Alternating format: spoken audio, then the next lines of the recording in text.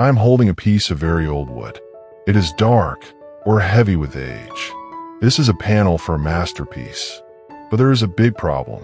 The panel is almost completely blank. Leonardo da Vinci touched this wood 500 years ago. He had a brush or a tool for paint. He had a patron or a rich boss. The boss gave him gold and fame. Leonardo started with a fast, dark sketch. He drew faces with deep, sad eyes. He drew horses that looked ready to jump. Then, suddenly the work just stopped. He walked away from the half-finished wood. This happened over and over in his life. He was the greatest artist in the world. Yet, he only finished about 15 paintings.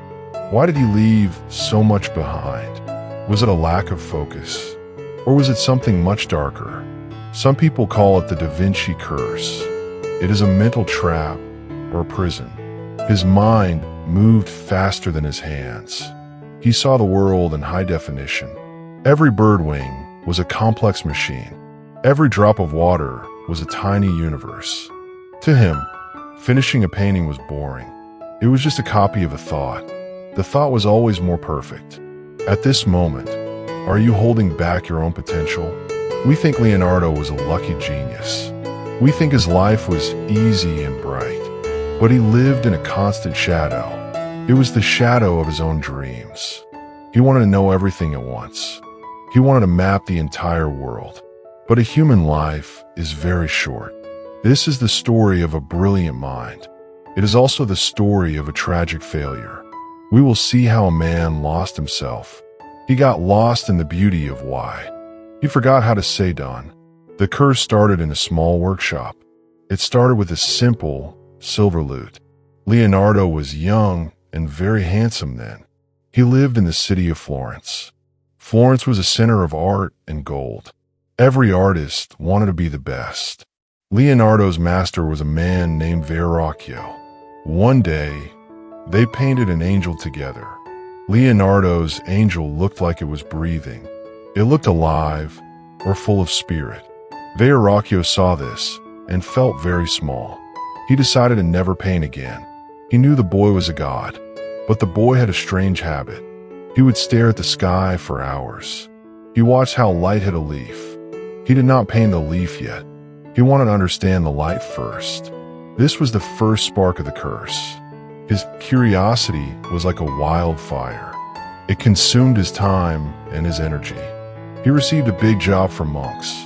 It was a painting of many kings.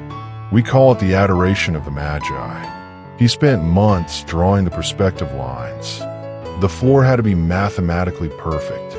He drew ghosts of buildings in the back, but he never finished the king's faces. He left the painting as a brown mess. The monks were very angry with him. They wanted a holy picture for prayer. Leonardo gave them a math lesson instead. He left Florence in the middle of night. He felt like a failure in his home. He needed a new start in Milan. He told the Duke he was an engineer. He said he could build giant war machines. He promised to build a massive bronze horse. It would be the biggest statue ever made. This horse would become his greatest nightmare. It would prove that his mind was a trap. The Duke of Milan wanted glory or fame. He gave Leonardo a huge workshop. He gave him tons of expensive bronze. Leonardo started to study real horses. He did not just look at them. He touched their muscles under the skin. He watched how they breathed after running. He became obsessed with a horse's anatomy. Anatomy means the inner parts of a body. He filled notebooks with tiny, red drawings. He drew every bone and every vein. Years passed, but there was no statue. The Duke asked for progress every week. Leonardo just showed him more paper drawings. "I'm learning how a horse thinks," he said. The Duke did not care about horse thoughts. He wanted a symbol of his power. Leonardo finally built a giant clay model. It was 24 feet tall and magnificent. People from all over Italy came to see. It was a masterpiece made of dirt, but it was not bronze yet. To melt that much metal was hard. It was a complex engineering problem. Leonardo spent more years calculating the heat. He designed special ovens and giant tools. He was not an artist anymore. He was a scientist lost in the fire. Then, a war with France began. The Duke took all the bronze away. He used the metal to make cannons. The clay horse was left in a yard. French soldiers used it for target practice. They shot arrows into the beautiful clay. The horse crumbled into a pile of mud. Leonardo watched his 10 years of work die. He did not cry or scream aloud. He just opened a new, blank notebook. He began to draw the path of arrows. He wanted to know why they flew. The loss of the horse changed him forever. He realized that physical things are fragile. Only the ideas in his mind were safe. But ideas do not pay the bills. He was poor and he was getting older. He needed a job to survive. He accepted a job in a dining hall. He had to paint a wall for monks. This wall would be the Last Supper. It would also be his greatest chemical mistake. Leonardo hated the normal way of painting walls. The old way was called fresco painting. You had to work very, very fast. The plaster was wet or full of water. You could not change your mind later. Leonardo's mind changed every single second. He wanted to use oil paints on stone. This was a very dangerous or risky idea. Oil and stone do not like each other. But Leonardo wanted to paint deep shadows. He wanted the faces to look like ghosts. He worked on the wall with slow care. Sometimes he stood there for a whole day. He would not touch the brush once. He'd just stare at the painted faces. The head of the monastery was very mad. He complained to the Duke about Leonardo's speed. Leonardo told the Duke a famous story. He said he was looking for a face. He needed the face of a true villain. He said he would use the monk's face. The Duke laughed, and the monk went away. But Leonardo was actually struggling with physics. The wall was damp or slightly wet. The oil paint was not sticking well. He tried to invent a new glue. He mixed chemicals and oils and strange powders. He felt like a wizard in a lab. He finally finished the painting in 1498. It was the most beautiful thing in Italy. The apostles looked like they were moving. Jesus looked like he was made of light. But the Da Vinci curse was waiting. Within a few years, the paint cracked. It started to peel off the wall. The masterpiece was rotting or falling apart. Leonardo's new technique was a total failure. He tried to be smarter than the old masters. His pride made the painting disappear slowly. He watched his best work turn to dust. Leonardo left Milan as a wandering man. He was famous, but he was also unreliable. People knew he was a genius who quit. He went back to Florence with heavy feet. A rich man asked him for a portrait. The man's wife was named Lisa Gerardini. This was the start of the Mona Lisa. Leonardo did not want to paint a face. He wanted to paint the soul of water. He looked at the background of the lady. He drew mountains that looked like melting ice. He drew a bridge that looked like bone. He became obsessed with the human eye. How does a human eye see a smile? He went to hospitals in the dark night. He cut open the faces of dead men. This was illegal and very scary work. He peeled back the skin of their cheeks. He found the tiny muscles of the mouth. He wanted to know which muscle makes joy. He found the nerve that moves the lip. He spent years studying the science of tears. He did not finish the woman's portrait. He kept the wood panel in his bag. He took it everywhere for 16 long years.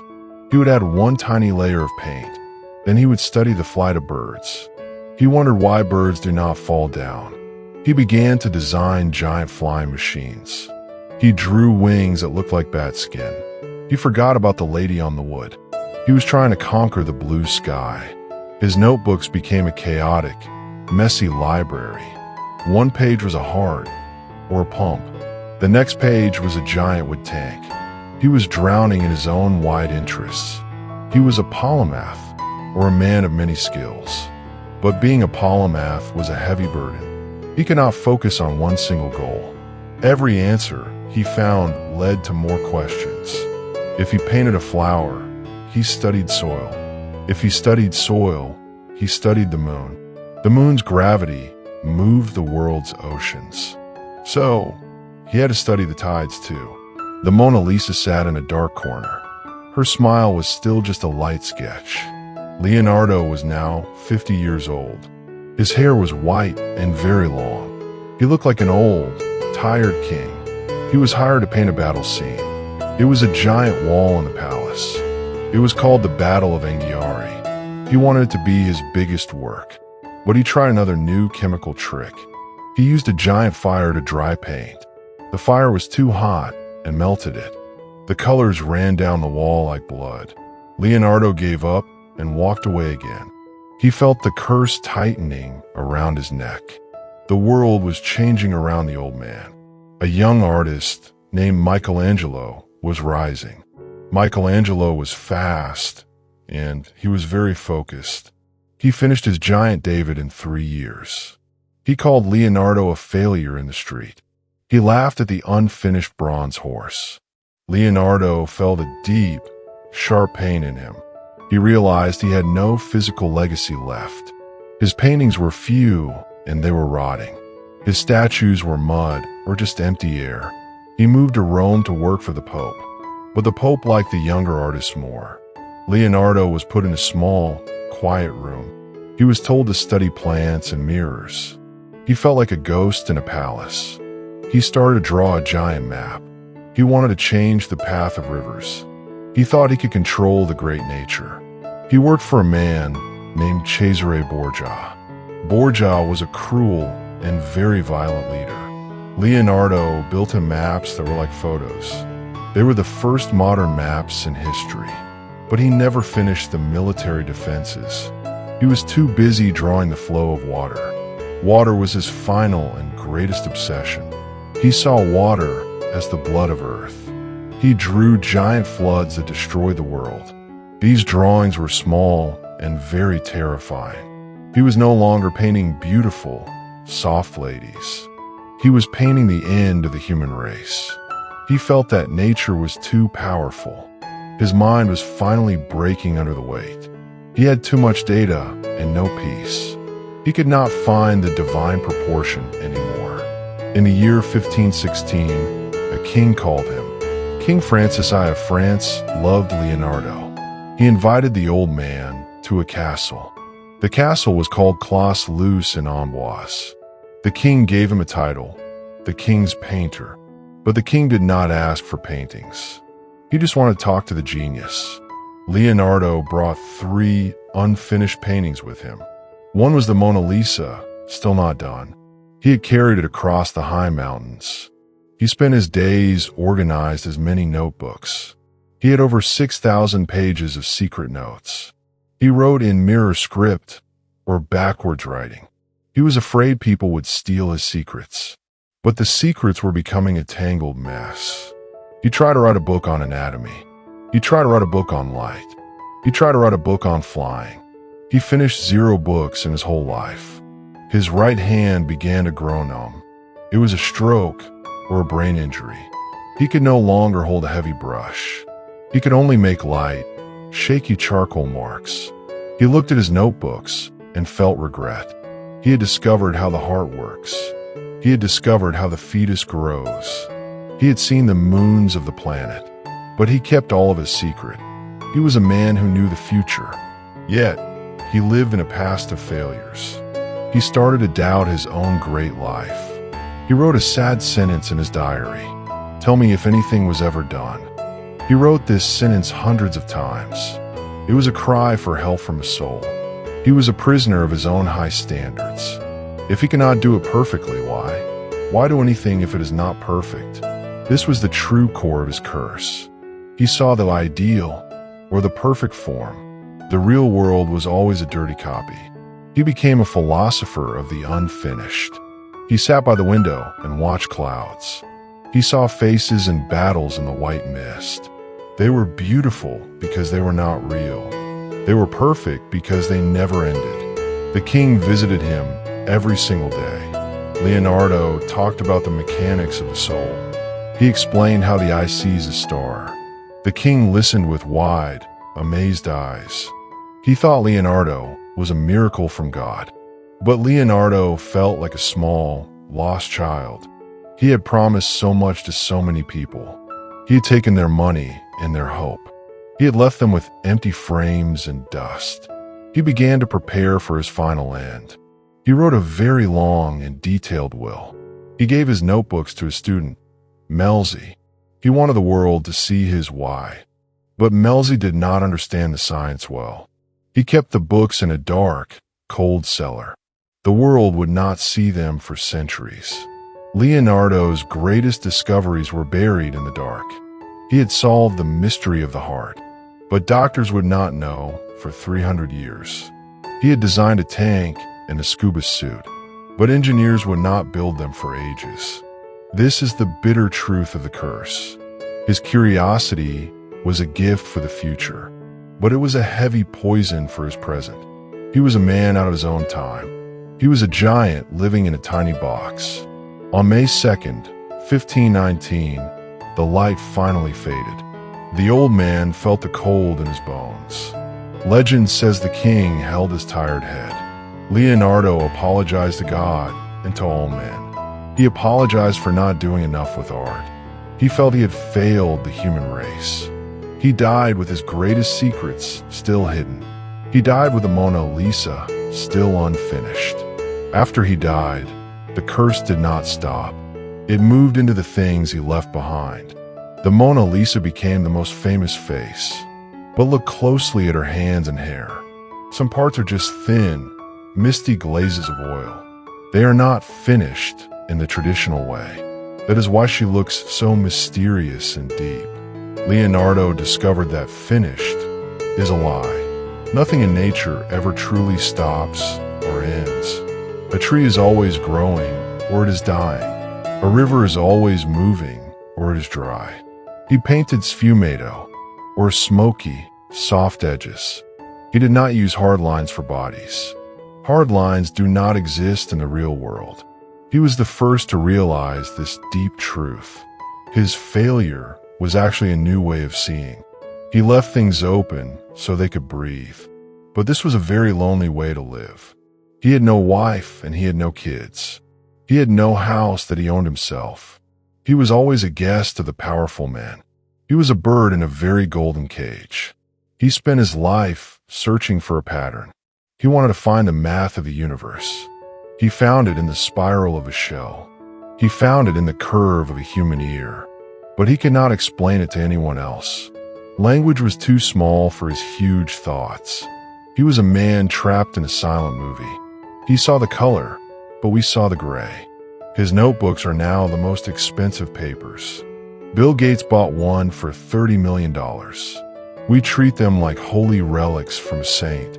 But to Leonardo, they were just messy scraps. They were the evidence of a man who couldn't stop. They were the to-do list of a dead giant. Every page is a dream that he never built. Every drawing is a promise that he broke. Why do we love him so much today? Is it because of the 15 finished paintings? No, it is because of the 6,000 unfinished pages. We love him because he was a seeker of truth. He was not a factory that made pretty art. He was a human who wanted to be a god. He wanted to see through the skin of reality. The Da Vinci curse is the price of genius. It is the cost of wanting to know everything. If you focus on one thing, you win. If you focus on everything, you get lost.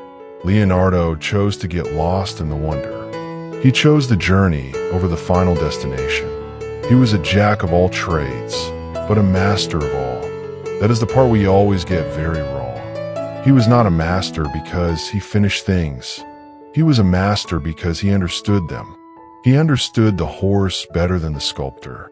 He understood the wall better than the monk. He understood the eye better than the doctor. But understanding is a very quiet, invisible thing. It does not look good in a museum frame. It does not make a king feel more powerful. Leonardo lived in the gap between know and do. It is a wide and very cold gap to live in. At the end of his life, he was tired. He was ready for the big, final silence. He had asked too many questions of the world. The world had given him too many answers back. He was full of the universe, and it was heavy. Let's go back to that dark piece of wood. The one Leonardo left in Florence in 1482. It is still in a museum in Italy today. You can see the brown, messy underpainting. You can see where his hand just stopped moving. It is the most honest thing he ever did. It shows the moment his brain moved too far. He saw a better way to paint the light. He saw a better way to draw the muscle. So he stopped because the old way was a lie. We call it unfinished because we want a product. We want something to buy or something to sell. Leonardo did not care about the product anymore. He cared about the process or the way of doing. The Da Vinci curse is actually a mirror for us. We are obsessed with finishing our daily tasks. We want to check the box and go to sleep. Leonardo never checked the box in his life. He kept the box open and looked inside it. He found a universe inside every single task. If he was successful, he would be a minor artist. He would be a man who made nice church walls. We would not know his name 500 years later. We know him because he failed so beautifully. He failed because his goals were literally impossible. He tried to fit the ocean into a small cup. Of course, the water spilled out on the floor. The curse was his salvation or his great rescue. It saved him from being a boring, normal man. But it cost him his peace and his happiness. He died feeling like a small, useless shadow. He did not know he was the son of the world. So, here is the bitter truth of Leonardo. The more you know, the less you can finish. Knowledge is a wall that gets higher every day. The better you see, the more you hate your work. Perfection is not a goal. It is a dead end. Leonardo stayed in the middle of the road. He stayed in the unfinished because it was alive. He left us with 15 paintings and 1,000,000 dreams. He left us with a question we cannot answer. Is it better to be done or to be great? You can be finished and be forgotten tomorrow, or you can be a failure and live forever.